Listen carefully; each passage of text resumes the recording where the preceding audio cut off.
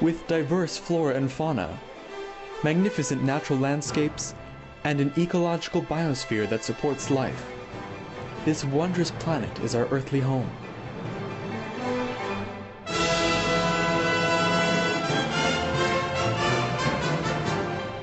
From our animal co-inhabitants to the lush rainforests and life-giving soil, we cherish all these as gifts from the Creator.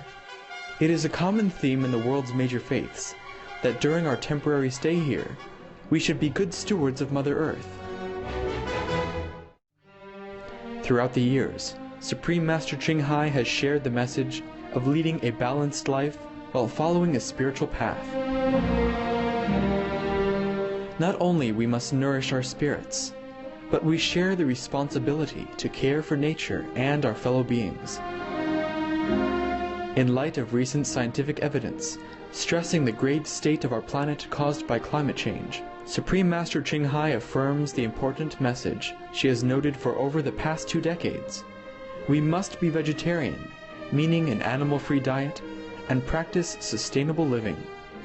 Today we present to you Supreme Master CHINGHAI's discussion on climate change entitled, Benevolent Messages from Mars, Be Virtuous and Save the Earth, via video conference with Supreme Master Television staff in Los Angeles, California, USA, on January 18, 2009.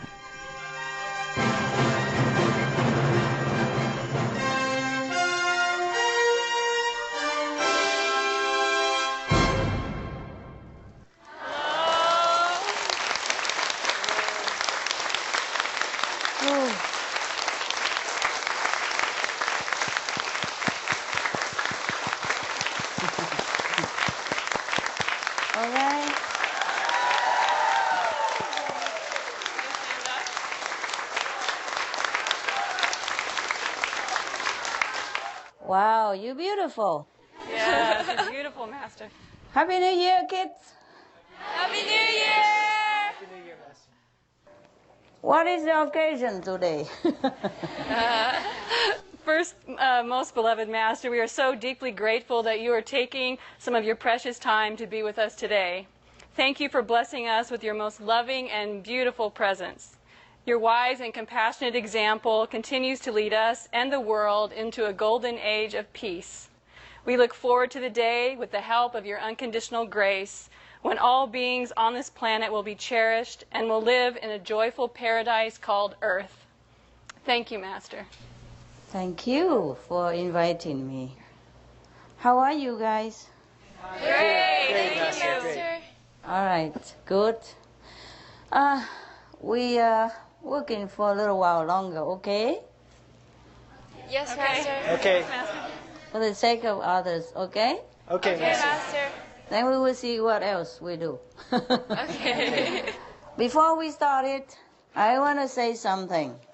I want to thank you, You have also many good ideas, and you are diligent, yes, and you are dedicated, which is very, very good of you.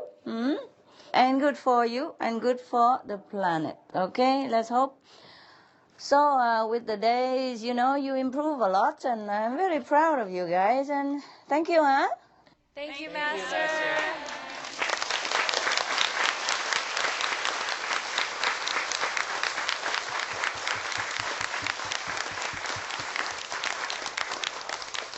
So, is there anything I can do for you today? Any question?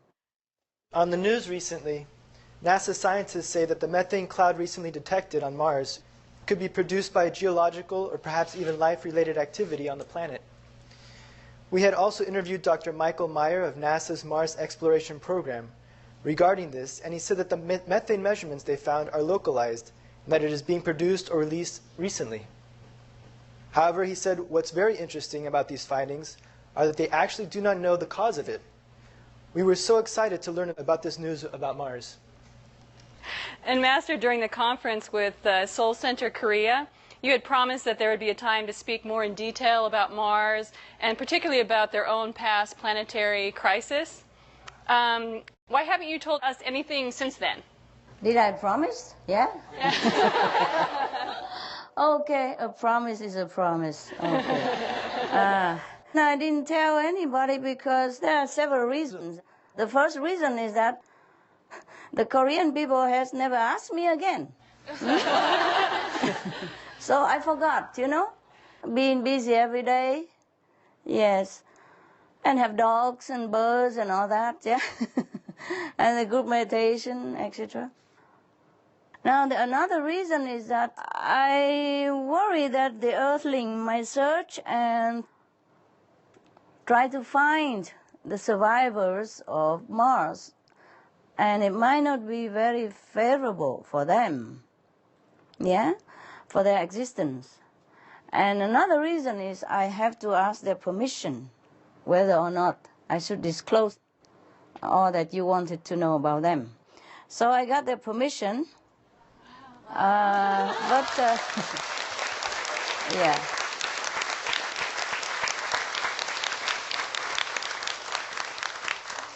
But I have forgotten all about it, I have done some research about it with the Martian people, and I've got some notes, but it's been a long time, and they've been laying around with my cooking recipes and all kind of others, other documents that, okay, but if you ask, I will try to look for the right answer if I have in my notes, and if you are patient, I will give it to you accordingly. Okay? Thank you, Master. Thank you. We have a lot of questions. Go ahead. First question. May we know exactly what happened to the Martians? Exactly what happened. Wow. That takes a long time, yeah? But, okay, I will try to check out where is the document, yeah? Will you be patient, okay? Yes. Yes, Master. Yeah, it's been a long time, and I haven't got a time to even sort them out, like alphabetically or anything. Let me see. What exactly happened, huh? Okay. Okay, it happened about 40 million years ago. Wow. The mass extinction happened 40 million years ago.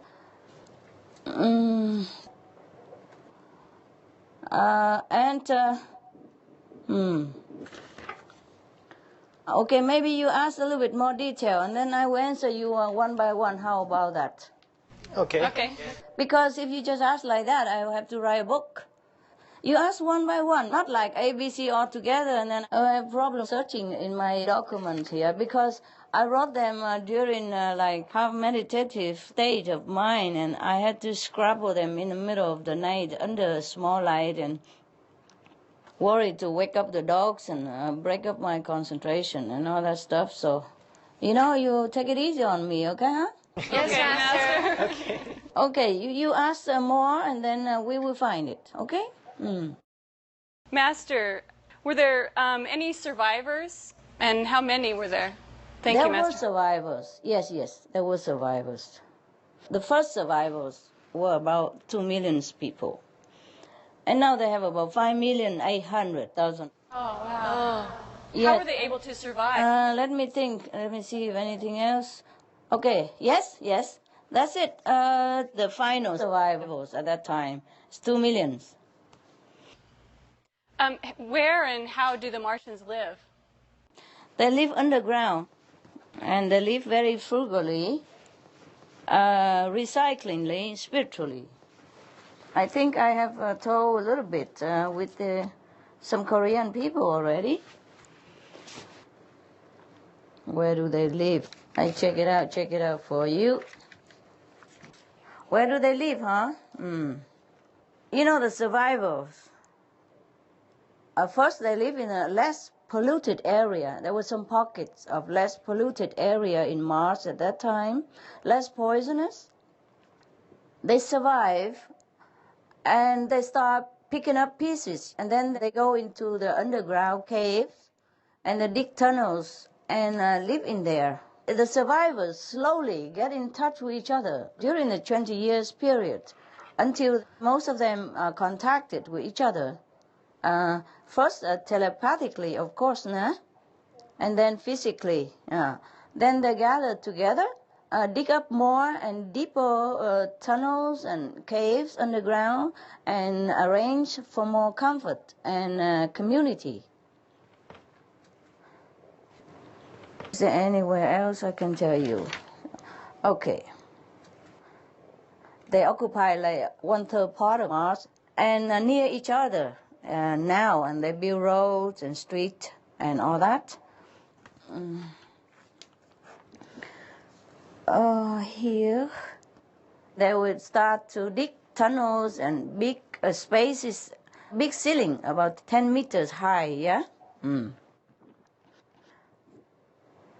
And between the ground and the ceiling, about 10 meters high, some part of it underground. And they have like 5 stories space, yeah, in between them, yes. They found the underground water, river, and they live nearby. Most of the people live near the underground water. I told you, take it easy on me, because my information is all over the planet here, you know? Okay. And what else? Where and how they live. There might be some more information, you know. Before they lived like a little bit far away and spread around all over the planet, underground, but now they kind of gathered together almost nearby in the same vicinity and live together as one nation. Wow. Okay, I check out any more information before you ask another question. Okay. Because I have noticed, you know, it's not like ABC or, you know, it's not like organized things. I really had no time, but because you want to know, I try my best. I think that's it, and you can ask more, and then we find more information, yeah? Okay, thank you, Master. Hello, Master. How are you? I'm fine, thank you. How are you? Very good, very good. I have some question, Master. Please. Is this latest news about NASA discovery of methane related to the Mars people living underground? Could be, yes. You know, because they have to pump their toxic gases from their activities from underground to the surface of Mars so that they can detox and purify the air that they breathe. Yeah. Okay? Okay, thank you, Master. Next question. Since how long have Martians been living underground? Since after the mass destruction on Mars, they began to live underground ever since then. I see. Yeah. Thank you. And the Martians currently living underground, are they aware of what had happened in their planet history? They have been told. They pass on the knowledge of what happened of their planet to their children and grandchildren. Even though it's 40 million years ago, they retain the history of what happened so that the descendants know how to take care of what they have and not to be careless and not to be so destructive anymore, but more virtue and, you know, spiritual. They must live like that. Okay? Yes, and Master, during the destruction of the planet, how did they die? Oh, terrible. Let me check. The mass extinction came, they die. Not only human beings on there, but the animals also, they die by 2 main poisonous gases, namely hydrogen sulfide and nitrous oxide, plus methane at the 3rd course. But hydrogen sulfide and methane from the livestock began to warm the climate and then trigger more other gases from the ocean, from permafrost and glacier around the planet, just like what's happening to our planet right now.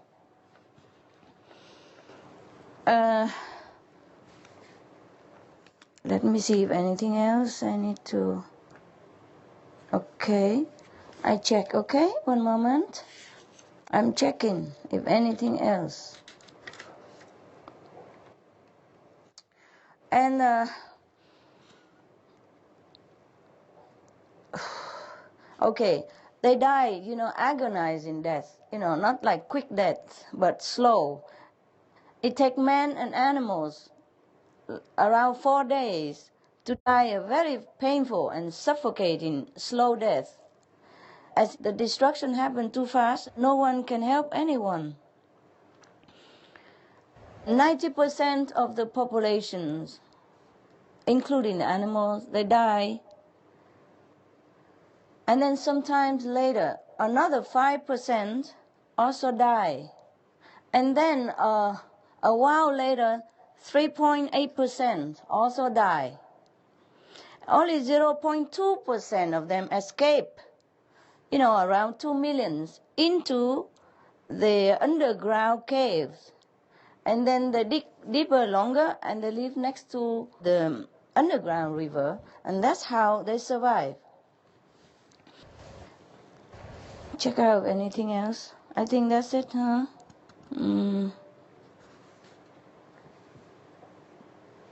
Yeah, okay. If any more, I tell you later. I would like to ask one last question. Are the Martians working on restoring their planet to its original state right now? They can't. It's not for human to even restore this kind of catastrophically destructed planet. But the planet will revive itself, by natural process. And it takes 1 more million years. So I check it out. Yeah, 1 million years more, and Mars will be inhabitable. Yeah, small bushes will begin to grow, and then weeds and grass, and and then fruit trees, etc., etc. River and stream and sea will begin to form again. And gradually, human and animals will be able to settle on Mars' surface again.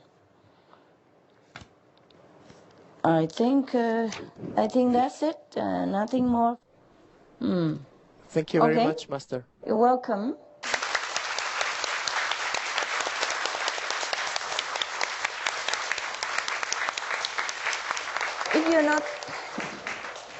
If you're not satisfied, you can ask for more explanation, okay? Yes, Master. Hi, Master. Hi. I just wanted to further discuss about what life is like on Mars, and could you please tell us when and how do Martians come up from the ground? They come up sometimes when necessary, okay? Let me see if I have more information for you. Okay, they come up to surface, only when truly necessary, in insulated cars, but they have flying cars. Either surveying the planet's surface or visit each other's in a little bit more distance, but not connected cities where there are no road underground is connected or not possible to have road. And they come out for special supplying, and delivering for each other's stuff. Yes, wow, that's amazing. Let me see if I have any more, just to make sure, eh? Be patient, please. Yes, Master. Yeah. I wish I had organized it into something nicer, but it's all, like this. Look. See what I mean? Different even colors, because I have different time to do this thing. I cannot look at that, yeah? Then I didn't even have time to do it all in one go. This kind of research, you don't just do it in one session of meditation. It comes now and again. Sometimes by intention from my part, sometimes they just give me some information, without asking. So I forgot all about it, and so I haven't got time to do it. I put it in my bag and carry it everywhere up to now. Can you believe it? And now because you asked, I dig them out for you. Thank you, Master. Some more here. Okay, that is... when they travel, they have tanks of oxygens. This is extra that I have just found. oxygen tanks, and then they have masks. They have very insulated cars. That's for sure, huh? You can imagine, right? Okay, now something else here. They have big public gardens with flowers and grass and trees. The highest will be about 3 meters high only, yeah? Wow. The highest house is about 3 stories. Remember, they dig the tunnel is about 10 meters and 5 stories high, so they need to have a little bit space on top of their house. So they have the highest house with like 3 stories, mostly next to river, and only mud houses. No concrete, no cement house. Oh, thank you, Master. I'm looking. Please, be patient, be patient. I truly was busy, and forgot. This kind of information, even it takes a few days to put them together. I think that's just about it then, huh? Well, you mentioned about the oxygen tanks. Actually, that was my next question. I wanted to ask, how do Martians breathe? Dear God. I know they breathe, all right. But the breathing informations, okay, it's been a long time, and I wrote it down. Okay, they produce oxygen by special techniques that they invented with time from the underground water, yes, and they recycle water a lot, and they recycle the air also whenever possible. Of course, they filter the air as much as they can. As I told you, they live under the ground, but at the least polluted area, so they filter the air somewhat to use whatever they can, and they produce oxygen from the underground water where they use. And they pump up the methane and the other gases onto the surface of Mars. Maybe that is the reason why scientists have found some methane cloud recently. Makes sense? Yes, it does. I wanted to ask, what kind of governments do Martians have? What kind of government? Okay. They have like almost like non-governmental kind of system the way we have, okay? People gather together and they elect the wise persons who are absolutely unconditional and caring and honorable, trustworthy. Of course, in their government, there's no bribery and no judiciary system even. Everyone live in mutual respect and harmony and respecting the regulations of the planet. Let me check if anything else we should have. So there's no conflict, no competitions. Everyone is free to go anywhere they want and do anything they want. And of course they know what to do. They don't do anything that is destructive or damaging or, harmful to anyone on the planet and the planet itself. Everything is free anyway. So nobody steal anything, okay? Wow. Let me check. Government, okay. The government doesn't control people. Yes, because people have discipline.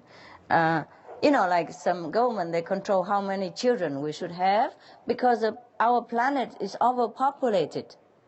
And people eat too much, and so the people on the planet worry about hunger and robbery and all that and war, but over there they don't worry about it because they share everything. Every family, automatically has like 1 or 2 or 3 children maximum. They use different control methods. They don't use the pills. They use a natural method, yeah? They don't have contraceptive pills. They don't have abortion. And they live together as partners. There's no marriage per se, like you have to go to sign contract or anything like that, or for official certificate like us, like us here. But they live together by love and by mutual respect and commitment, like partners for life. And there's no divorce over there. Wow. Okay? Right. Sounds like Good. heaven. You like to live there, huh? Yes, it would be nice. Okay, love. Let me check if anything else. I'm just finding for you. I'm still looking. As I have told you, they select wise people for their leaders, yeah? Enlightened beings. And they are happy folk, Sometimes I miss out something, but I give you here and there. Oh, where are my stuff? Wait a minute. Be patient, okay? I'm looking through my books. Please take your time. My stickers and my books, yeah. Oh, they have a queen now, at the moment. Oh, wow. Wow, they have a queen. But sometimes ago they had kings. They could have kings and queens, it doesn't matter. They are selected by people for wisdom, for spiritual attainment, and are chosen by insight knowledge, not by outlook, and not by a public relation advertisement. Yes. So the elderly, the wise person, the enlightened master would sit and look inside who is the most worthy. That can be picked anywhere, from any house, any street. It's not passed down by heritage, by DNA or genetic or because of family lineage, you know? So it can always change. You know, anyone, even street sweepers can be queen and king if they are enlightened enough and wise and virtuous. That is the criteria to be a leader on Mars right now, because they are chosen by insight knowledge, by meditative wisdom. Nobody can cheat with votes, you know, nobody can bribe the voters, nobody can buy any voters, nobody can have like party or anything like that. No parties, except the wise people. There's no political parties. Probably there's some more for you. I'm checking, okay? I'm checking. Yes, Mom. Checking. Now they have altogether just like one nation with the council of the wise to guide them in most of the matters. So there's a queen and a council? Yes. The queen, also the councils of the wise. I'll check if anything else for you here. I think that's just about it, huh? What is the role of the queen then, if they don't tell Martians what to do? Oh, just in case somebody needs some advice, for example, yes? Or if there anything else that they can improve their lifestyle for their people, yes? That's it. There's nothing like negative, yeah? The queen is there for people when they have something to ask, because the queen and the wise council are wise. Not all the citizens on Mars are as wise as they are. They are there like a leader and teacher and friends and counsels, yes. The council of the wise, they are not chosen even by age, you know? Not like elder, you know. They are not chosen by age, but by wisdom and spiritual levels. You cannot call this government, you know, it's just a group of council, yes. And the queen, you know, and, you know, whoever are selected into this so-called government, they have job to do. They're not there just to get salary. They don't get any salary. They will have the same like everybody else. There's no police, yeah, no army, no weapons. They have regulations, yes, that everybody respect and follow. There's no questions about the authority of the government, no revolution, nothing like that. So it's very harmonious where they live. Wow. Yeah. Do you ever plan to write a book about Martians someday? No, honey. If I have time, oh my God. You must be joking. You know, I was thinking that I could write the 3 books of the animals. That was when, you know, I really drove myself crazy. And now even if I want to drive myself that crazy, I don't even have time to drive. Okay? Understand. Every day, very, very busy. Actually, we don't need to write a book about Mars. What for? What do you want to write a book for? It's so exciting. Exciting? So Yeah? My goodness. Okay. Well, but I'm telling you everything you need to know now, so I think there's no need for a book, is there? Yes, thank you, Master. You're welcome. Yes, I have a question, Master. Yeah. What do the Martians look like? Oh. They look like you. They look like us. Yes. They look similar to us, but they are just better looking. They are like more healthy looking, and more radiant, and more lovely. Their look are more serene, more rested. Yeah. Their face, their look are more benevolent than most of us on the planet. Also, how long do they live? They can live up to 200 years old. Wow. 200 years old. Yeah, most of them live very long. They don't have stress, you see, honey. They don't have stress. They don't have much pollution to give them this kind of radical agents that age them so fast. You see, their life is harmonious, peaceful, loving relationship. Everybody cooperate with each other and respect life and helping each other in any way they can. They share everything. This is a beautiful way of life. So they live long, of course. Thank you, Master.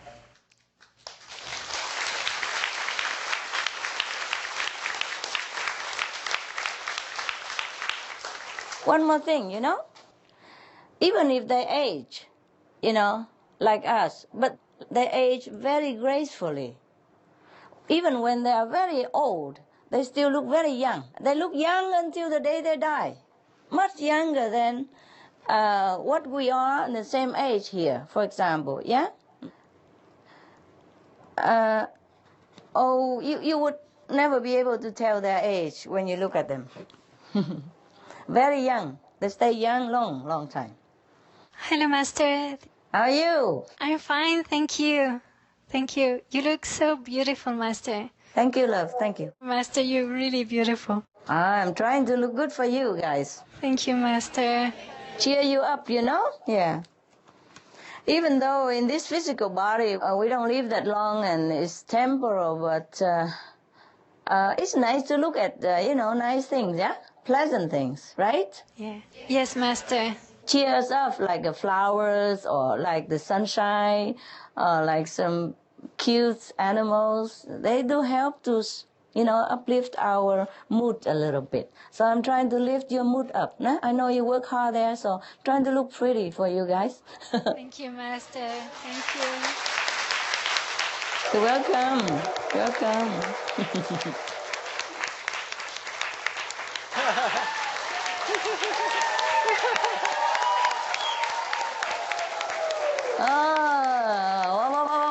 Yeah. We love you, Master. We love you so much. Thank you, love. I have a question. Tell me. What do Martians eat? Are they all vegetarians? They are. Almost all of them are vegans.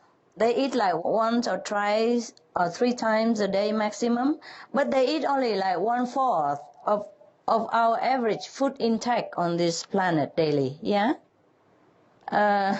You see, they are happy folk. They don't eat that much. They cook with electricity. No, there's no gas, no fire there, yeah? The temperature is always the same anyway, so they're mostly very healthy. Underground weather in Mars is always the same. They have a device to control the weather. And they don't work so hard like what we do here. They don't stress for living, so they don't really need that much food. Yes, they eat very little and healthy. Let me see if anything else I check out. Okay, they eat cereals, yeah, like us. Some kind, not all of what we have. Their farming is mostly hydroponic. And they have fruit trees, they have cooking oil even, yes. They have cooking oil from cereals for cooking, yeah. And check it out, anything else. 1 second.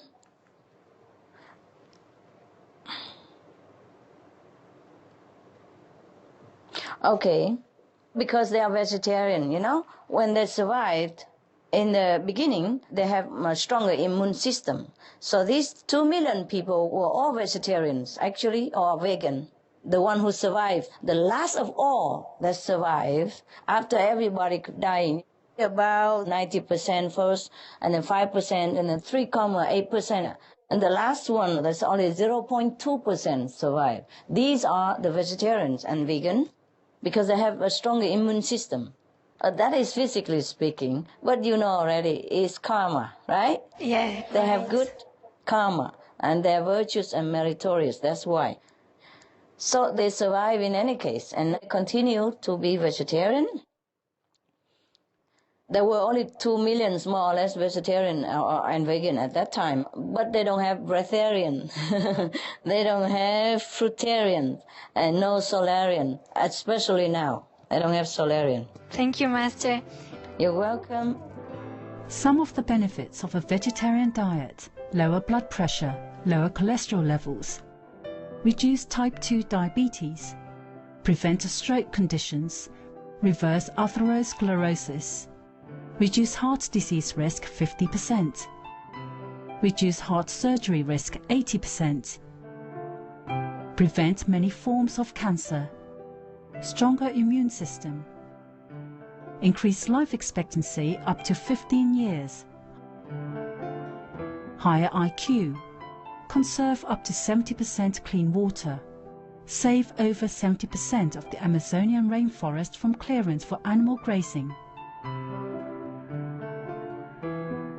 A solution for world hunger.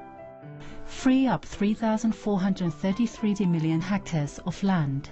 Free up 760 million tons of grain every year, or half the world's grain supply. Consume 2/3 less fossil fuels than those used for meat production. Reduce pollution from untreated animal waste. Maintain cleaner air. Save 4.5 tons of emissions per US household per year. Stop 80% of global warming. Plus more. Save your life. Be veg. Go green. And do Martians ever get sick? No, they don't get sick. In case I forgot, let me check. Let me check, honey, for you. No. They're very happy. They don't have doctors there. They don't have nurses. They don't have hospitals. They don't have tax. They don't have prison. They don't have money. They don't have anything like what we have here that is bothersome and stressful, you know. Everyone contributes what they can honestly, sincerely, and happily. And they share whatever they have, you know. Each one has the special abilities or expertise, and they share everything they have together. There's no buying, selling over there. In such an atmosphere like that, you know, of course, you will be happy and you live long and you don't have a sickness, okay? Thank you, Master. Another question, do Martians need to work for survival like we do, or for another reason? And what kind of work do they do? No, they don't have to. Let me check what else I have. They don't have to, as I told you, yeah? Each one work according to their abilities and talents. They contribute and share together whatever they have. And so they don't have to work at all for survival, but they do work, you know, they do work voluntarily and freely for the benefits of themselves and all, you see, to contribute to their society, to their nation. But they don't call that work, you know, they work happily, and no one is forced to work because of money. Therefore, they work with all their heart and with all their pleasure. And they work as they want it. No government there to levy tax on them, and so no extra work, no overtime, and no stress, no boss, nothing like that. Everybody does exactly what she or he wants, when and whatever he wants, because they're all very disciplined. They trust each other, and the government trusts them, and they trust the so-called government. So there's no control. Everybody works honestly, sincerely, accordingly, and freely, and happily. Okay? Yes, Master. Thank you. I just found something more here, you know. They share everything. There's no rich, no poor. Yeah, no one owns more than anybody. Everything equal. They wear simple clothes. They have simple lifestyle. They eat simple, and they work according to ability and treat all equally. They don't have market. They don't have market, but they share everything. They share works and they share all the common goods together. Because they are very spiritual people, very spiritual and virtuous and disciplined. They learn from the mistakes that their ancestors made. They learn from the tragedy of their planet, and they work together as one people. They are very spiritual, especially the one who survive. And so the DNA and the tradition and the goodness keep passing down from generation to generation. Okay? Yes, thank you, Master. You're welcome. I think that's it. What do they do for fun? What do they do for fun? What do you think they do? They have radio. They have television. So they listen to radios to know what's going on, you know, between their cities and between their people. And they have internet like we have. Better, faster. Faster, much, much faster. Yes. Here, sometimes we have to wait for hours to download, you know. Even if I rent the best internet system, it still takes a long time to download or upload some information, yeah? But over there is faster, yeah. Almost like whatever you put in there is there. It's almost like a fax or like you copy a letter out, that's it. Very simple. You push the right button, everything comes out quick. Push the right button, everything downloaded. Push the right button, everything uploaded. Just as you were talking or reading it, it's coming out. Yes. Like a copy machine or like fax or like email. Can read it right away. They have television. They have the Supreme Master television. I'm joking. Maybe they're watching. Wow. Yes, they are watching.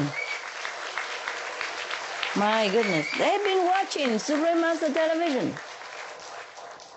Believe it or not. Wow. And they liked it very much. Wow. They liked it very much. I didn't know that up to now. I didn't ask about this, and now because you asked and I made a joke, and then they told me, yes, we've been watching.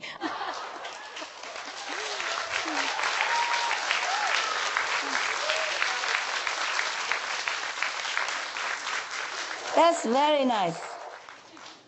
That's a very nice surprise for me also. Thanks to your question. Yes. I did not think about that. I did not think they could watch interplanetary television. Wow. Oh, my God. Millions of miles away, huh? Yes. Yes. They have dramas, yes. They have theaters. Yeah, they have comedian shows like us, yeah.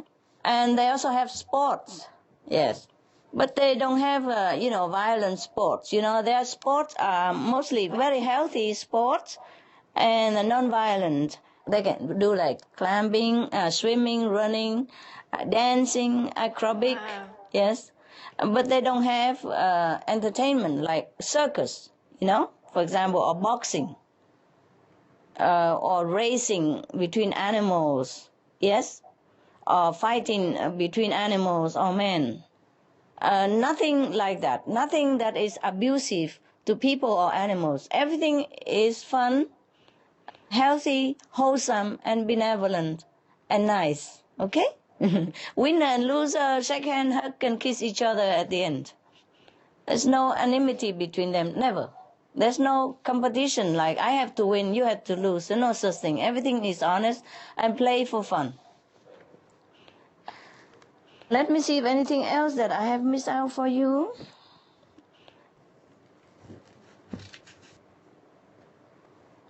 I think that's it. Thank you. Yeah. Thank you so much, Master. You're welcome. You're welcome, my love.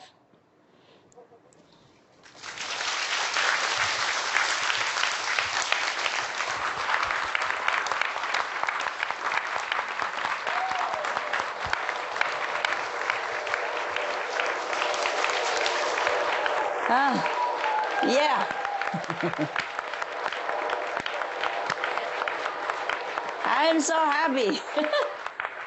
Thanks to her question that I know they're watching the Supreme Master television. It did not come across my mind to search for this answer. I did not even ask this question. Okay, because there's so much information coming in, and I thought that is just about it, you know. And I come in and out of research. I cannot just sit there. Sometimes the dogs, and sometimes time to get up, sometimes time to go out for other work to do. And maybe they have sent me this information before, but I missed it out, you know, between the going in and out. So thank you, huh? Very good question. Wow. I bet you guys are proud. I still have a little bit of information left. I hope your question is suitable. Hallo Master. Hallo. Wie geht's dir? Gut, Dankeschön. Master, what kind of transportation do the Martians use? Okay, they have like cable cars, like a Straßenbahn, like in Germany, or electric. They have public and private flying cars. They have bicycles. And these are all free for everyone who needs it, can take it and use it. Nobody owns anything in Mars right now. Cars, airplane, everything is free of charge. And they can also walk, eh? But their flying cars or any cars are a little bit more in the round shape. It's not like square shape like us. They think it reduces more of the friction. So it flies and turns around quicker, easier. That's why they made it all round. If you have ever seen a UFO, it's almost the UFO style that they have taken some photo before, yeah? And very, very fast, yeah? The fastest would be about 300 miles per hour. You know, some private and small one. The slowest would be like 100 miles an hour. That is about, wow, maybe 500 kilometers an hour, eh? The fastest one. Do they have UFOs also? I told you already, this kind of like a UFO, eh? You mean if they come down here with UFO? Yes, or to other planets? No, they don't go to us. And to go to other planet or not? No. They're contented to stay where they are. Their cars and things look like UFO shape, you know, like a disc. Yes, round. So it reduces the friction with the air, you know, with the atmosphere. So it's faster. And that's why they can turn around easily. In our system, our car is square, yeah? Mostly square. When you want to turn around, you have to back up, back down, back, front, back. You know, it takes a long time. And it drives slowly because of the friction with the atmospheric force. That's what I think. I'm not a scientist. I don't take my words for it. But they make it all around to reduce, you know, the frictions and it's easier to turn around, back up, and all that. You can imagine, huh? Because their cities are small, you know, and they live underground. So the car has to be convenient and round, no corners and no edge, easier for them to maneuver and turn around.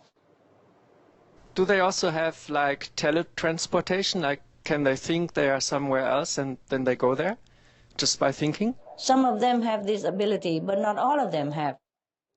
Hence, they need public and private transportation. And what other kind of technology do they have? You know, many things that they have, that we have, but just more excellent, yeah, faster, and good quality. It doesn't break down often like what we have here. There's no virus on their computer, yeah? No mechanical failure in their cars, for example. Very rare, very rare. It lasts a long time, what they produce. And they have telephone, they have internet, as I mentioned before, they have radio, yes. And they have telepathy, of course, and teletransport. What kind of energy, like sun energy, nuclear energy, light energy, electromagnetic energy, what kind of energy do they use? Sun energy is out of question, eh? They don't have sun, underground. They have artificial sun, which is very nice, and it doesn't burn the skin, yes. And they can turn it off and on whenever they want. They also have the moon for the night, you know, a little very mellow lights for the night. And they have free electricity, like Tesla style, you know? Yes, free electricity. They invent it, and they use free electricity. Not like us, we have to have cable everywhere. We need instruments and so many complications, electric poles and electric bill and all that. Over there they use free electric energy. Thank you. You're welcome.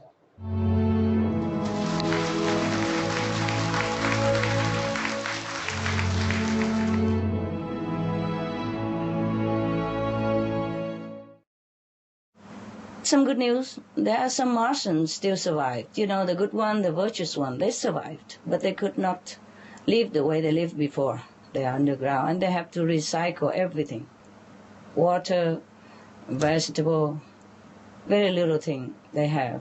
Around 6 million of them only. And it could happen to us also. It could happen to us like that. That we might have to live underground to survive. And recycle oxygen, recycle vegetable, recycle water, and be frugal and sharing absolutely everything, like the Martian people do. Anyway, I do hope that the Earth people do not discover where they live. I don't want them to discover. We might do them more harm than good. If we dig them up, they will die. I don't have enough oxygen. They are not used to with the living on the surface anymore. They're safer down there. Because Mars is still not inhabitable yet. The people who survived on Mars, there's more or less 6 million of them, they are the good people. They were vegetarian. They practice heavenly conduct. And they are very, very, very nice people. They're about 4 level, and they continue that way. Similar to some people who live underground right now on our planet. They are self-sufficient and very frugal, very self-contented, and very, very God-oriented, spiritually oriented. That's how they survive. Hello, Master. Hello. When you spoke to Supreme Master Television in July of 2008, you mentioned that most of the Martians living underground were 4th level beings. Why would a free soul choose to reincarnate to live underground? Because a soul would incarnate anywhere, yes, for different reasons and different purposes. Sometimes like to help others, sometimes to develop spiritual understanding, sometimes because of the affinity, and other time maybe karmic pattern. Souls never fear or never be picky about where they will incarnate and where they will live. Only after we incarnate into a physical body, then we begin to complain and this and that, because the soul will become limited and we feel suffocated. But souls before that, they never are picky about where they go. They just go where they must go and where they should go or where they want to go. Is it possible that when Mars was destroyed that some of the people might have come to Earth to inhabit the Earth and start our civilization here? No, honey. None came here. They stayed where they were, yes. They're better there than here. It's just that in the past, like 40 million years ago, their planet developed too fast. Too fast. Technology and their development of physical development, technology development was out of balance with the spiritual understanding and discipline. Therefore, their planet has been destroyed. But the people who survived, who knows the value of virtues and spiritual practice, And therefore they get together, and they're very well together, even though they don't have as much as what we have here, but they have enough. And they're happy together. So they don't even want to come here. Sorry, we are unwanted. It's not like you read it before somewhere, like the aliens are trying to invade us and they are in our planet. It's not true.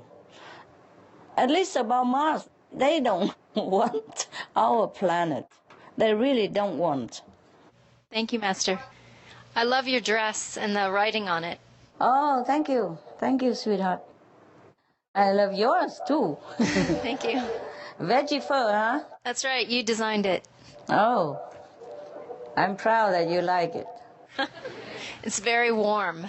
I was surprised at how warm it was. Yes, I tell you, well, no need fur. It's even warmer than fur and light, you know? It's very comfortable. Yeah. Yeah, I borrowed it from someone, and I want to get one myself.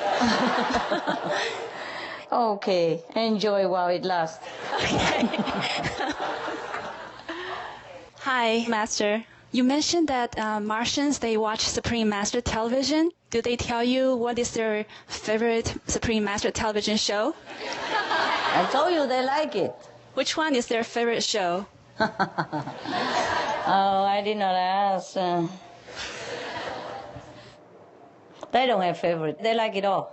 Oh, wow. I just polite, I guess. That's great. I didn't know that they watch Supreme Master television. That's a big news for us. I didn't know it either, to be honest. I'm more interested to know how do Martians communicate with each other? I told you they have telephone. They have internet. It's just faster, yeah? And they have telepathy. They also walk to communicate with each other. Imagine that? Visit each other within the underground cities. And they also go above the ground in the insulated cars to visit each other and deliver stuff. So does everyone have the telepathic ability or just certain higher level beings? No, not all. Not all of them have telepathic ability. Just some. 1/4 of the Martians had telepathic ability in the beginning of their survivals. And now, maybe more or less, yeah? That's how they communicate with each other when they first survived. And, now it's similar, yes. This is something that come out naturally. They don't specially cultivate this kind of magical power. They just have it or not have it. They don't mind so much. So they do have verbal language, and what does their language sound like? I don't know how to tell you. It's not English, of course. It's not Chinese, it's not Spanish, it's not French. It is Martians. And my next question is, what are Martians, trees or animals or flowers like? Do they have nice sceneries? Yes, they have some big garden, park-like, and they have some bushes there and flowers and, but I told you the highest tree is about 3 meters high. Yeah, because they cannot cultivate bigger than that. Yeah.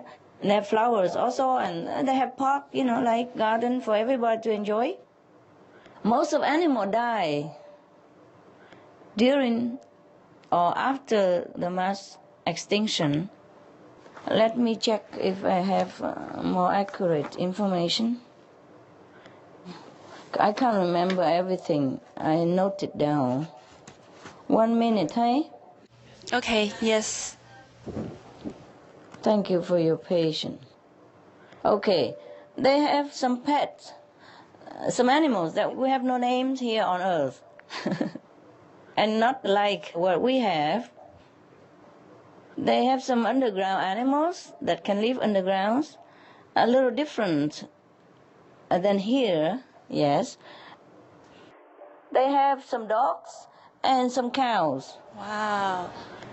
Mars has only 32 cows, including ox and kids, and they are treated like other animals as beloved pets and or national treasure. They do not try to breed them abnormally into more. They just want to keep more or less this number. Dogs are in the same status. But they don't have birds. They don't have cats. But they have something that we did not have. I cannot explain it here. Okay? And do they also communicate with pets telepathically? Yeah, they can. Some can. As I told you, more or less the same, like 1/4 of them have telepathic abilities. Yeah? And they also have phones, so they don't have to try to learn telepathy too much. Thank you, Master. You're welcome.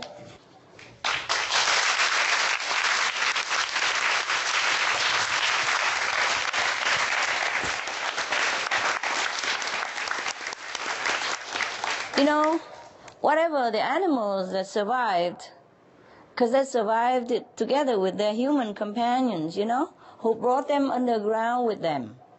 And then from then, they bred more. And they are precious. They are not so abundant of animals like us here. Yeah? They have limited numbers of animals. Hello, Master. Hello. You look like a queen. Merci. Okay, my question is, on Mars, do they have different religions or spiritual practices? No, they don't have different religion. They just have spiritual practice and uniform, one, simple. What methods do they have for seeking communion with God? They meditate. They seek the God within themselves, the light within themselves, the energy that manifests into vibration within themselves. Is it like our method, the Kuan Yin method? Yes, that's what they do. That's what they practice, the Kuan Yin method.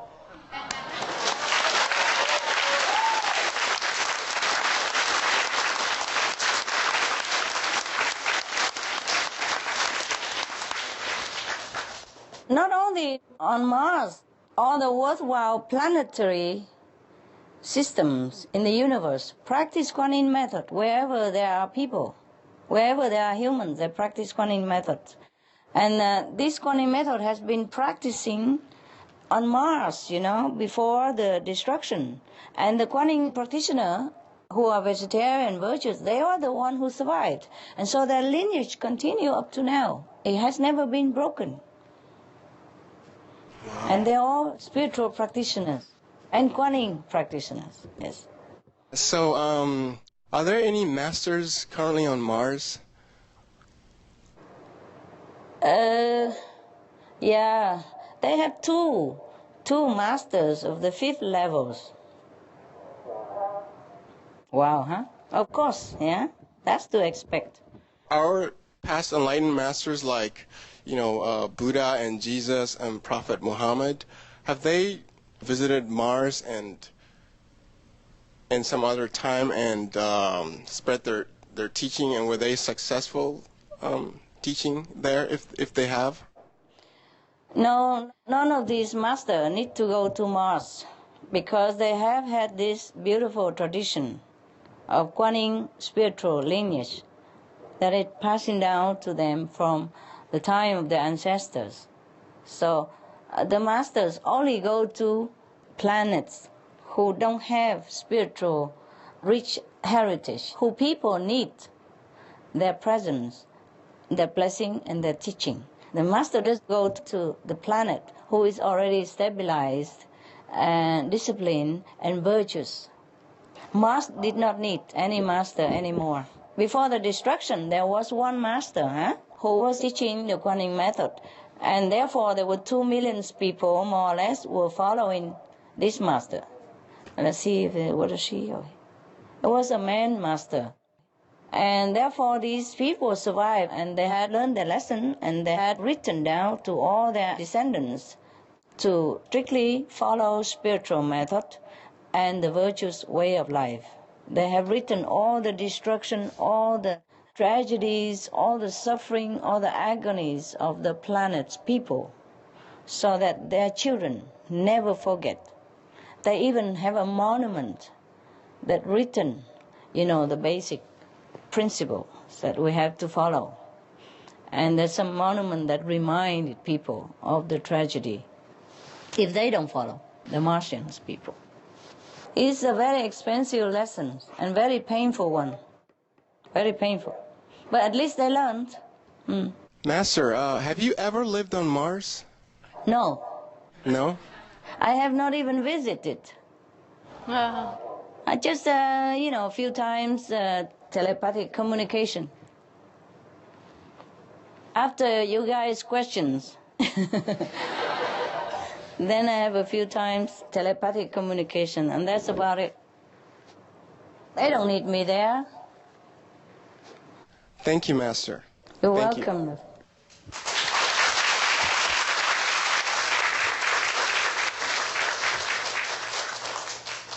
Hi, Master. Hi. Bonjour. Bonjour. Ça va, Bonjour, toi? Ça va.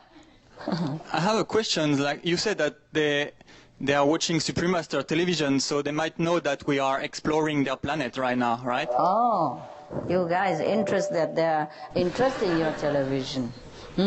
Yes, they do know, honey. They do know. And do they know that we have robots exploring their planet now? Yes, they knew. Oh. And in the future, we might be able to go there too. And how would they react when they see us coming? They were afraid when they know our robot was there. And of course, if we go there, they will be more afraid. They will hide. They will hide themselves. Because they're afraid of maybe infections from us. Physically and spiritually, infections. Yeah. They are afraid of us. They're afraid of our invasion. Okay, thank you. Yeah, you're welcome. My next question is, are some Martians telecommunicate with us? Just a few times to some special beings on this planet due to some affinity or some special reason. They don't want to communicate with us at all. They don't even want to come here. Because people think that Martians want to invade our planet is nothing further from the truth than that. They do not like our lifestyle. They do not have immunity to our infection. That's why they're afraid of us. They are contented to be left alone and live their way of life and practice spiritually. They're happy where they are. They don't even desire to communicate with us telepathically unless it's really necessary or, some truly beneficial and harmless way. They know about us coming there, but they hide. That's why the human cannot find them. Okay. Thank you very much, Master. You're welcome.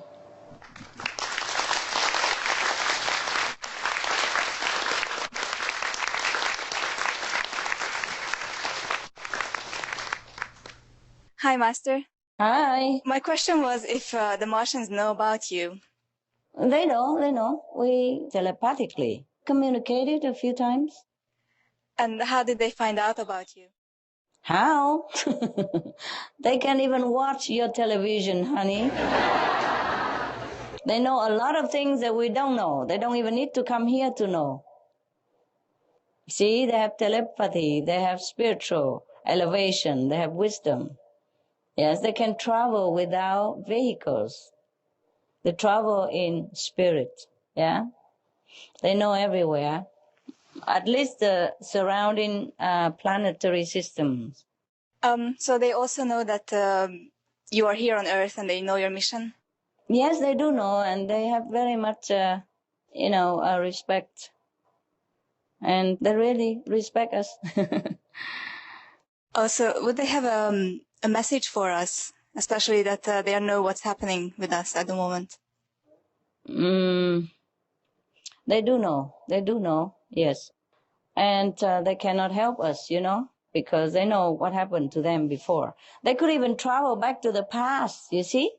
Many of them could travel back to the past lives, like 40 million years ago, to know what happened to their planet. Not just reading the history of their ancestors, but they can travel back to the past lives, and they know everything. So they know what's happening to our planet, almost like what happened to them. And of course they cannot help. They know they cannot help, but of course they have a message. There were two messages. The first one is from the Council of the People, and there are only two words from them. Be virtuous. And the second message is from the chairman of the people. He said, save your home before it's too late. Save your home before it's too late. That's what they said. Thank you. Also, can the Martians achieve Buddhahood in one lifetime? Some of them can, yes, some of them can. Just like everywhere else, they have to work hard for it, yeah.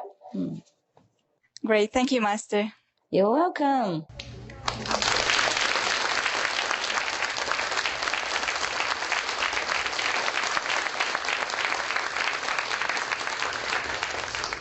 I'm running out of information. I crossed them all out already. I hope you don't ask any more questions.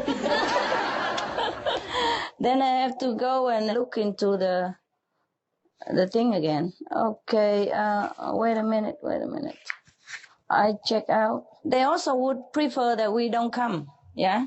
Better we don't come to search them out, because we will kill them by our infection, which they do not have immune system against. Yes. I hope human will never find them. I also hesitated to give out all these informations before. But I asked them, and they say it's okay, because it might be very helpful to our planet. They're very kind, aren't they? Very kind.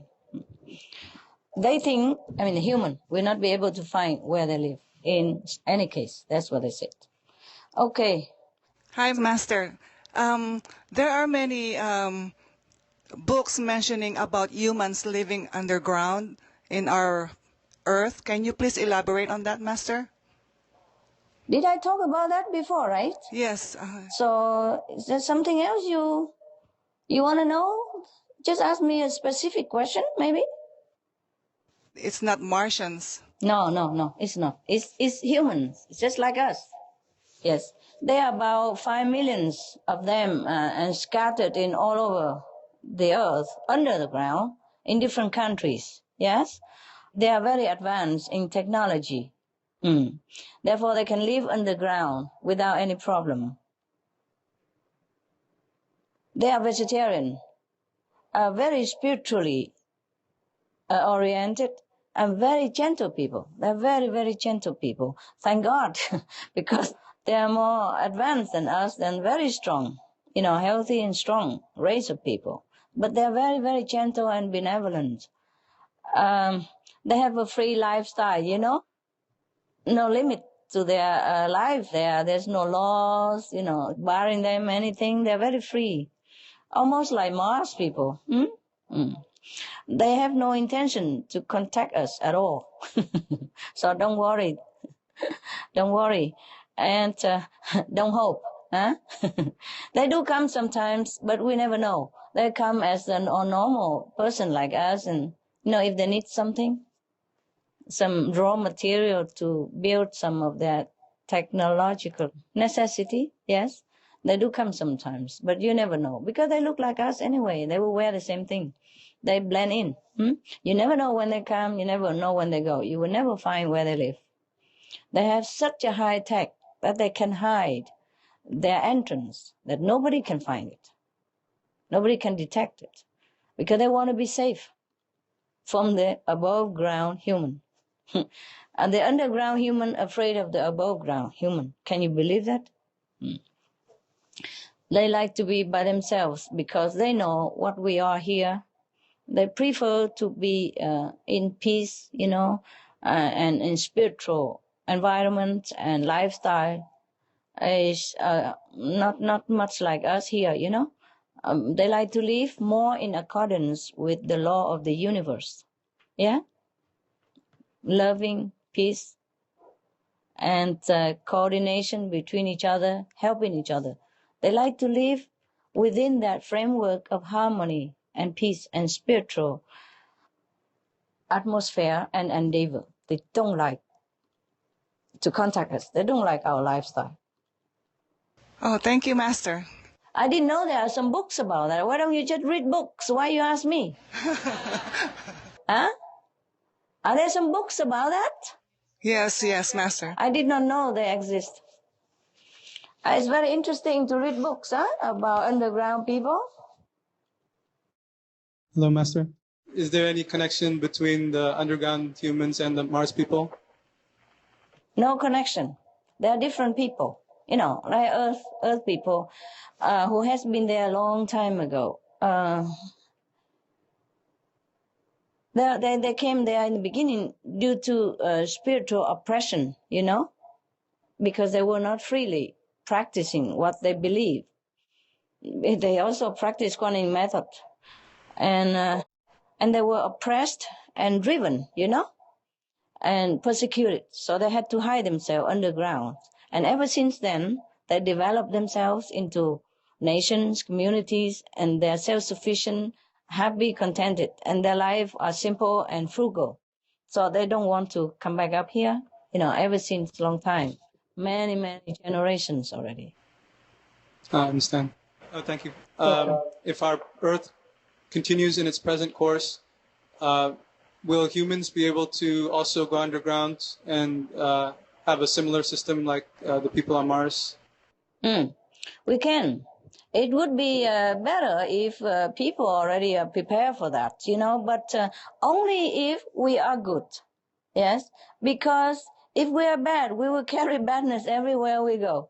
And then there might be not a disaster up here on the surface, but there will be disaster underground again, you know, due to the same system, the same self-destructive way of life, you know, then we will be just killing each other, killing the animals, killing the environment. Then soon we also destroy the underground system. Then we'll have to end up with the same trouble, even worse. Yes? If we create goodness, yes, then it will follow us everywhere. So I just ask the planet people to create goodness right now. So we still can live here in the free air and we still preserve the environment or whatever that's left over. And that not continue further deterioration. And the planet will recover quickly because we have not reached the point that Mars had reached before the mass extinction. You see, it happened so fast in the last 2 months that they have no time to prepare nothing. They never believed it's going to happen because it's too fast. They know something may be going wrong, but they do not listen to the wise people, to the spiritual people who can see the future and who can know the cause and the effect of actions and reactions, okay? Even then, they thought they have a lot of time, but they didn't. In the past 5 years, they have been warned, but they did not listen. They did not change. And then the last 2 months, it's happened just so fast, nobody even has time to even think. 90% of the beings on Mars died just like that. Within 2 months, about 90% of the beings on the Mars has been destroyed. And then 5%, some months later, some more months later, another 3.8% more. And then only 0.2% survived because they went underground and live in caves and, you know, live next to the water underground, which has not been polluted. And they move into the less polluted area. Somehow they were lucky. I guess where they live, because of their spiritual merit and the good karma, that the atmosphere has been less polluted. That's how they has the time to even go into the ground, understand me, and move whatever left over into the ground and live their life under there for some times. See what I mean? They move their food and seeds and grains and the animals, machinery, technology, whatever they can move, because they live in the less polluted area. Less doesn't mean not. but they had time to recover. And once they move into the healthy ground under there, they recover health-wise, and they continue. Underground system is not a bad idea. Just it's better we take refuge in goodness right now, and in virtues, and in loving consideration and kindness to all beings. Then it lasts longer. And let's face it, the life underground is not all that comfortable. Maybe if you don't practice well spiritually, you will feel suffocated. You will feel very depressed, pressure in the beginning, because around you is all earth and closed in. And you can't just go up to the surface to look at the scenery that you're used to anymore, to watch, the birds flying, to see the rabbit hopping in your garden, to see the turtle, to see the trees, to see the flowers. All the things that you have been used to will be gone. And you are surrounded by walls and thickness of earth, many miles under the ground, under the surface of the ground.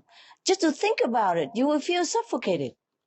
So it takes a long time to get used to it. It takes some spiritual strength to be able to truly live underground also. You know what I mean? Some people don't like closure. And you can't dig the ground as high as the sky that we have here. They make it look like sky down there, but it's a limit. Yes? It's only 10 meters from the ground to the sky that made of earth, because they cannot dig further than that. They don't have cement there. It's all mud and all that. If they dig more than that, they'll be collapsed. Yeah? It will be dangerous. So that's all you have, 10 meters between the ground and above your head. 3 stories building, that's the highest you can have. There's no skyscraper like New York. Nothing like that there. You will be missing everything in the beginning. It will be terrible. It's not fun to live underground, I'm telling you. It just, when you're forced to do it, then maybe you'll be able to do it. It's just for survival. The whole planet cannot go underground. Too many. We have like 6 or more billions people. We cannot dig all that underground. Besides, there will not be enough water or air for 6 billion people underground. You have to recycle everything. Absolutely everything.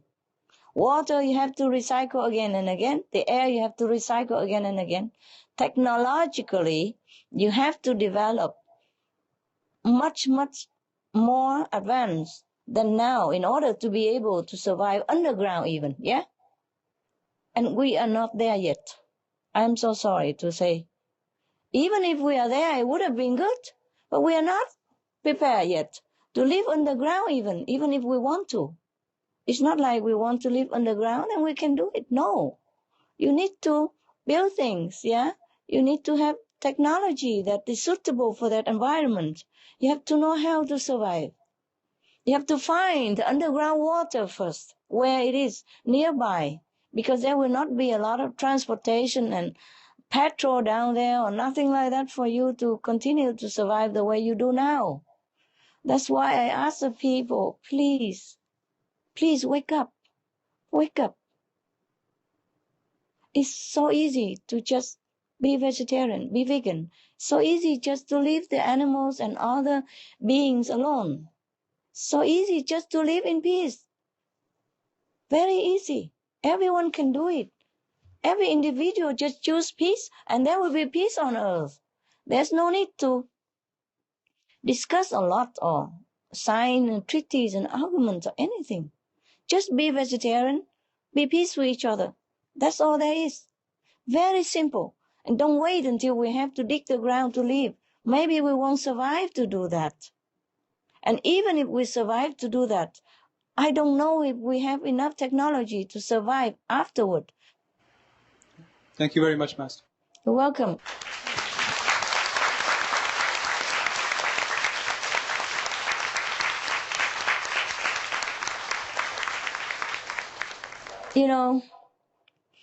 I know I'm talking to my own knees, yeah? Or my own elbows, yeah? All these years. And perhaps I'm still talking to my own knees right now. But I just still hope that people will listen, who knows, yeah?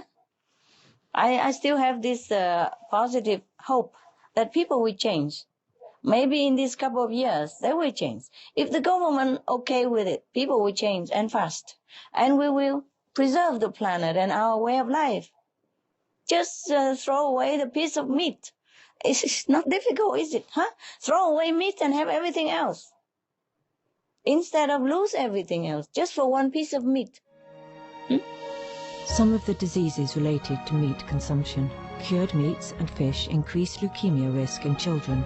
Antibiotic-resistant superbug infections from a strain of Staphylococcus aureus, blue tongue disease, E. coli, salmonella, bird flu, mad cow disease, or Creutzfeldt-Jakob disease, 90% of the population at risk, pig's disease, or PMWS, listeriosis, shellfish poisoning, preeclampsia, Campylobacter, Clostridium difficile, diseases hidden in healthy-appearing livestock.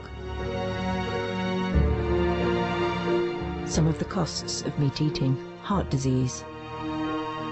Over 17 million lives lost globally each year. Cost of cardiovascular disease is at least $1 trillion a year. Cancer. Over 1 million new colon cancer patients diagnosed each year. More than 600,000 colon cancer-related mortalities annually. In the United States alone, colon cancer treatment costs about $6.5 billion. Millions of people are newly diagnosed with other meat-related cancers every year.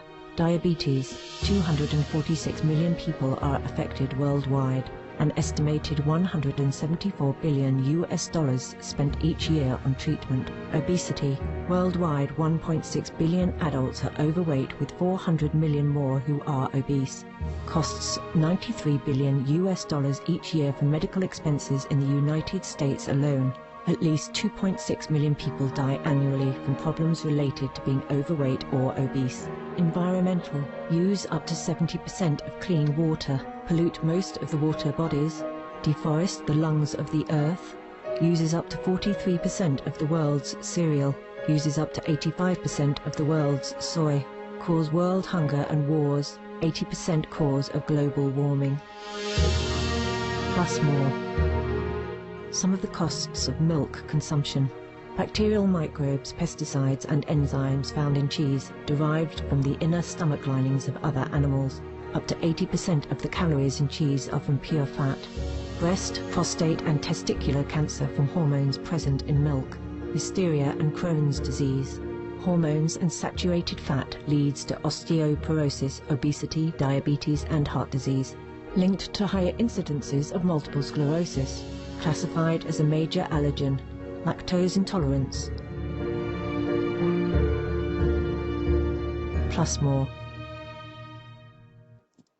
Hi, Master. Hi. I would like to ask, to help the planet out, will we eventually all have to be an organic farmer, like planting and growing vegetables in our backyard? Is this the most sustainable method? Yes, it is. It is the most sustainable method, and I think everybody should try to do that, even in your own backyard or in your balcony, whenever you can. Yes? And the one who has garden, of course, do it in the garden. Yes. And the one who has a garden but don't want to cultivate can lend it to somebody else and share the food. Yeah, because we have to learn to be self-sufficient from now on already. You never know what is going to happen to the planet, truly, because the people's heart is difficult to predict. If they change to a compassionate lifestyle, then the planet will survive for sure, and we will have better than what we have now in time. But if they don't change, then I cannot tell you what happened. Even if the planet survives, it's also a good idea to grow your own food. It's more wholesome, yeah. It has your energy, yes, and it will be very good for you. And you can control what you eat and what kind of food that you have, you know, wholesome or not, you see, organic or not.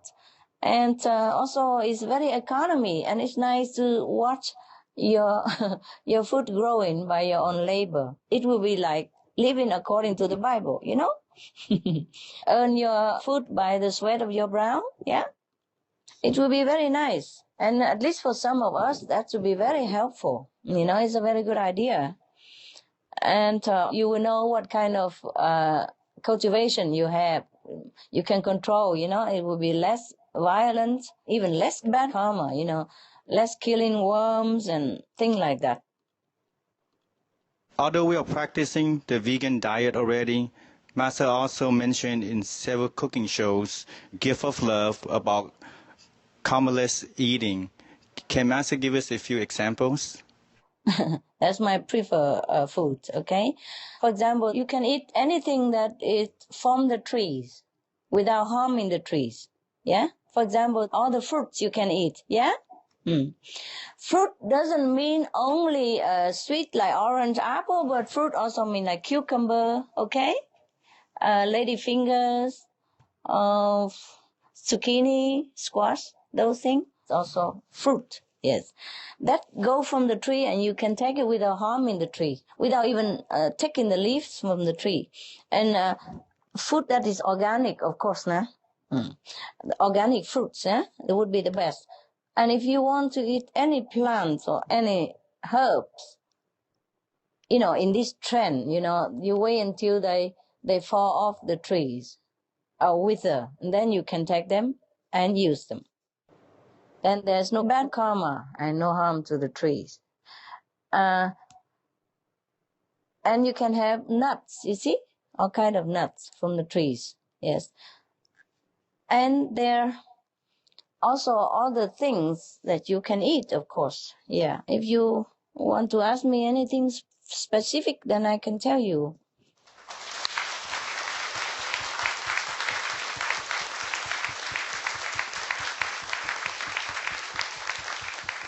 Hi, Master. Hi. Can you tell us more details about like what kind of food does Master eat and why? Yes, I told you already, I eat the fruit-like food, nut stuff and fruit, cucumber and those things, which I don't have to cut the plant, which I don't have to break the leaves from the plant, because they also getting afraid when we do that. But if we take the fruit from them, they offer it free. They know the fruits are there for us.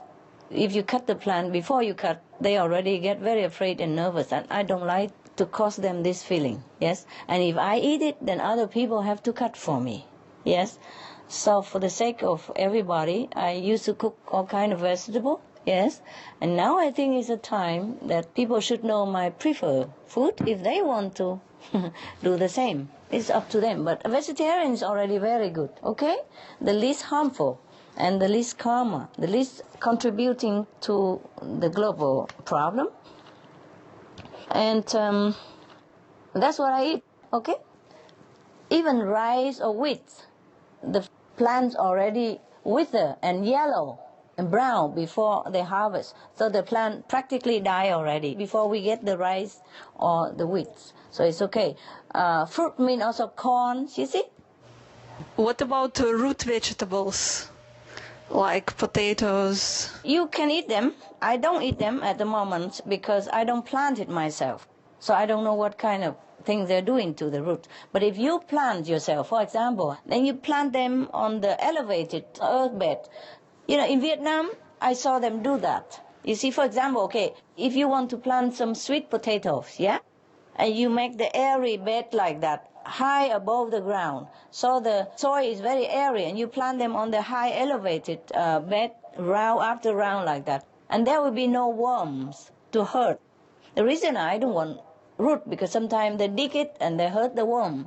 And the worms are the diligent workers to till the soil, to make the soil arable, to make the soil cultivable. And then just because of that, the sacrifice, you know, for us, and we accidentally kill them. It just hurt my heart.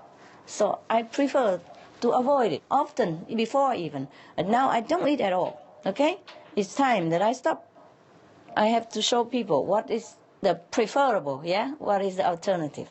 But if you cultivate it yourself, if I cultivate myself, yeah, on the elevated ground like that, there will be no worms in it, because the worm only go where the soil is clogged, you know, and they dig it to make the soil more airy. So if the soil is airy, the worms know, they don't go there. So first you don't hurt the worm if you dig the potato. Second, you could even just pull it up. You don't even need to dig anything. Third, you can wait until the plant, like the sweet potato plants, already wither and die. There will be no more leaves, no more green leaves, nothing. It's only the, small stems left and the root underneath. Then the plants already die. Then you can take the root. Then you don't hurt the plant, you don't hurt the worm, nothing. In that case, you can eat the root. You see? Also the same with other root. Yes? Okay? Thank you, Master. If you don't want to kill just the worms, then we have many techniques, organic ahimsa farming. Like you can plant them in the water. Yes. Then you don't hurt the worms. Or you can plant them on elevated soil bed like that, and you don't hurt the worm. But I also don't even cut the plant to eat, unless it's already withered and the spirit of the plant already left. Then it's okay in that case. Because you were asking me what kind of root. So there are many organic farming methods that at least you don't hurt the worms, okay? Thank you, Master. Thanks for asking.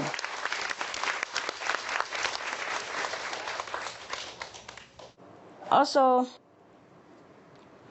many of the roots is like that. If you can wait until the green leaves or wither and die, then you can take the root. Like carrot, you will not hurt the worm because you just take it from the root. It's easy just to pull it up, You don't need to dig or anything, so accidentally you won't kill the worm, for example. But if you really want not to harm the plant and not to make them afraid, then you wait until they wither, yeah? And you still have the root under there, and then you just pull the root up, yeah? No harm to the plant and no harm to the root. In that case, you can eat those, okay? The root will not feel much, will not feel anything. When the plant dies, the root also don't feel anything. For example, if you like some herbs, and if the leaves already by wind or by some natural cause, and it broke, and fall on the ground or half broken already, then you can take them and eat, okay? In that case, there's no himsa involved at all, yes. The thing is, I don't want to cause any nervousness or anxiety to any beings, even to a plant. That's why I don't want to eat vegetable anymore. We have enough, actually, even just fruit. Even like tofu from soya. Soya is like fruit of the plant. Can eat them, yes. Beans, all kind of thing. They are the fruit of the plant. Not just fruit like apples and orange, but beans, yeah. All kind of beans are also fruit.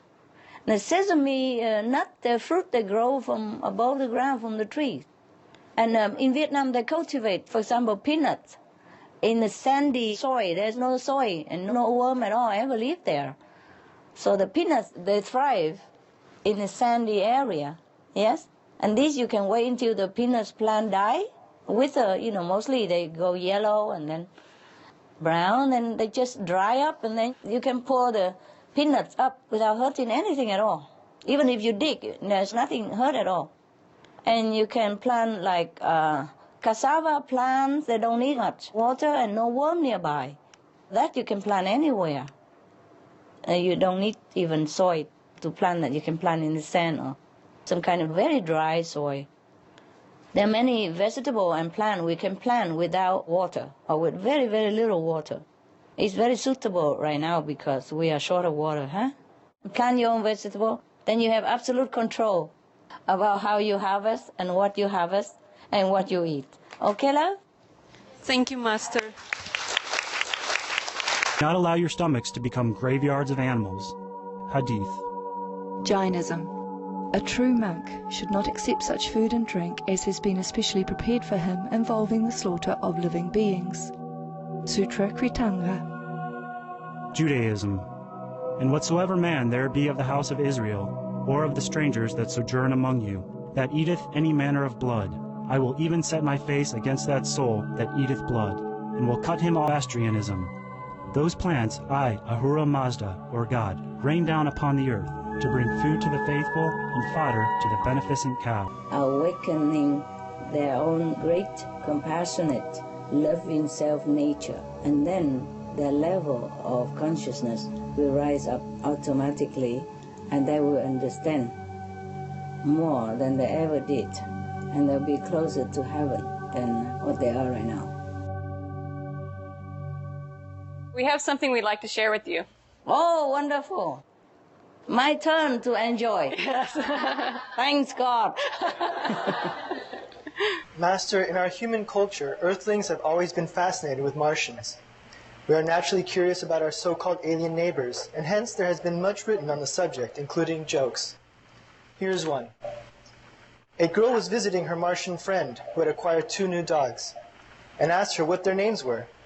The Martian responded by saying that one was named Rolex and one was named Timex. Her friend said, "Who ever heard of someone naming dogs like that?" Yes.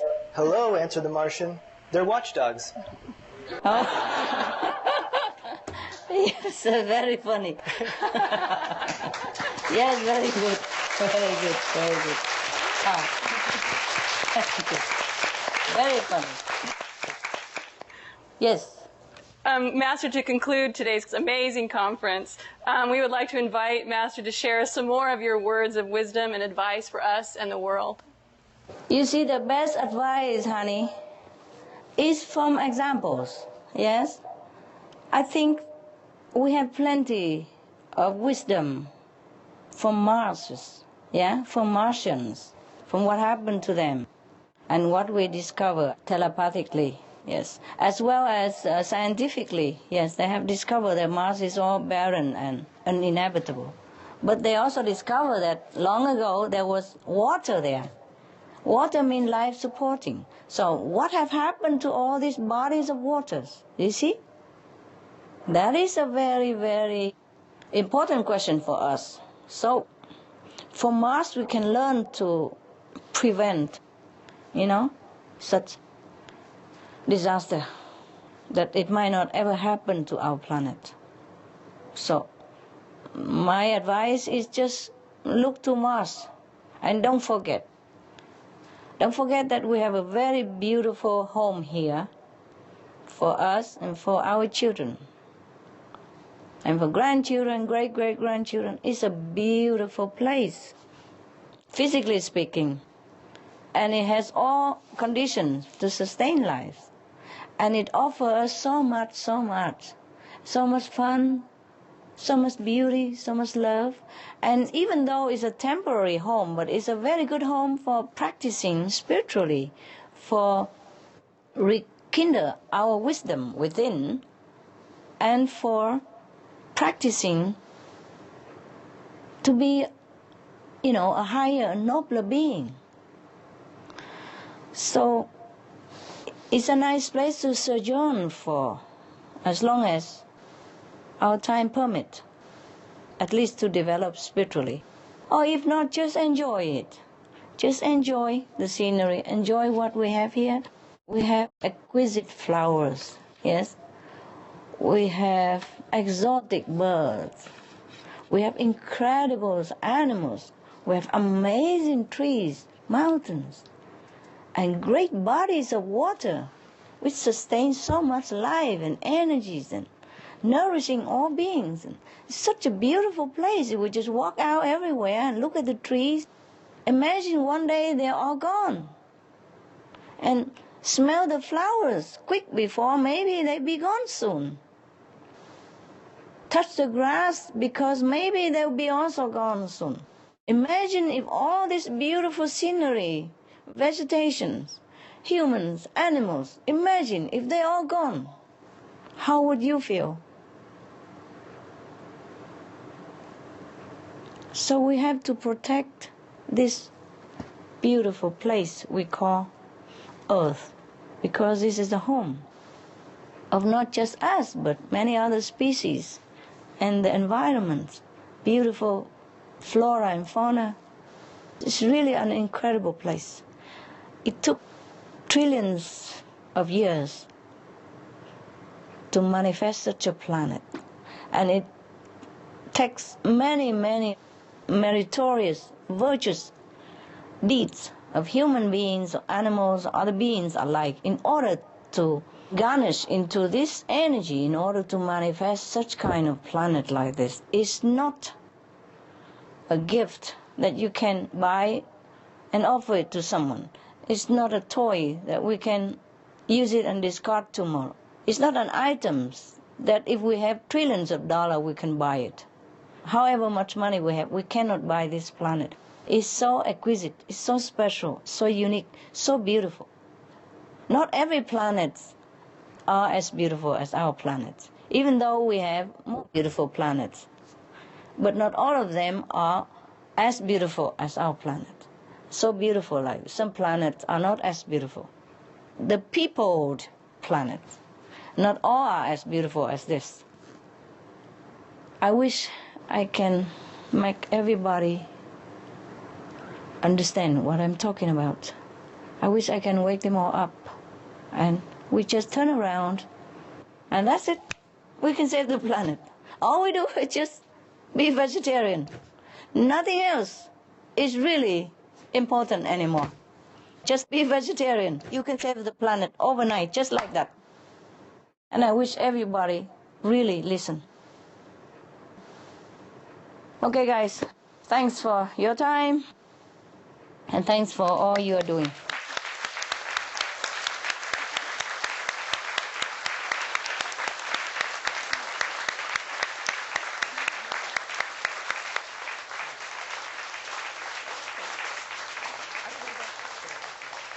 Everybody to know that we still can save the planet. We still can. We still have some time. But we have to turn around quick, you know? Because we are going to the destructive direction right now. If we just turn around, then it's become constructive again, positive again. Very simple. If we don't head north, then we go in south, you know? Turn around and we go north, if that's where we want to go. I'm sorry I have no more bigger words or, you know, impressive words or incredible sentences to conclude our meeting, or that I could impress people of the planet or convince them in any way.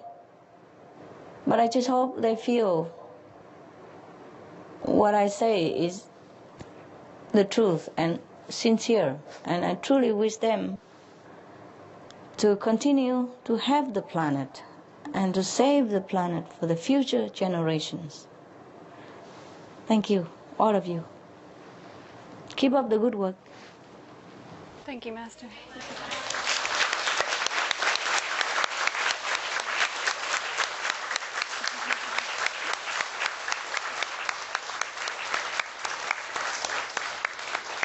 We thank you so much, Master, for being with us and sharing your wisdom and your love. Every moment we are with you is a priceless gift.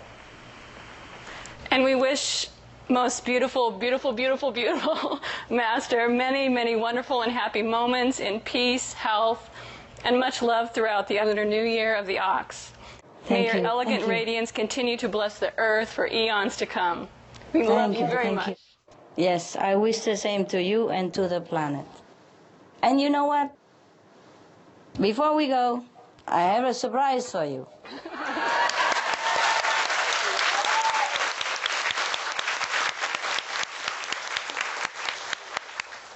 And you're going to like it very much. I just got the information just now, you know? I didn't know it before either. So it's also a surprise for me this minute. That not only Martians, but many other planets also watching the Supreme Master television.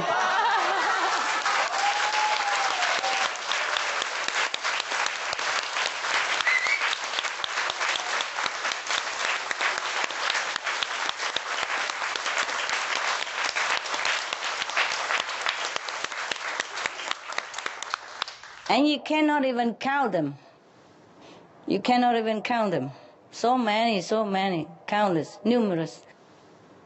Because they're all concerned also about humanity, race, and the planet. So they're watching. And we are the one who give the most comprehensive information and the most constructive, up-to-date. So they're watching it. They like to know what we're doing on the planet. They're interested in humanity as a whole, and also what's going on our planet. Because as I told you, not all of the citizens of other planets that have telepathy So they do watch television because, those who have a highly developed technology, they watch the Supreme Master television. And there are countless of them. My God, I'm so happy, so proud, so thrilled. Congratulations. Okay. And Happy New Year. New Year, Master.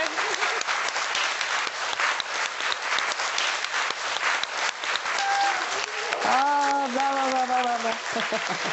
Blah, blah, blah, blah,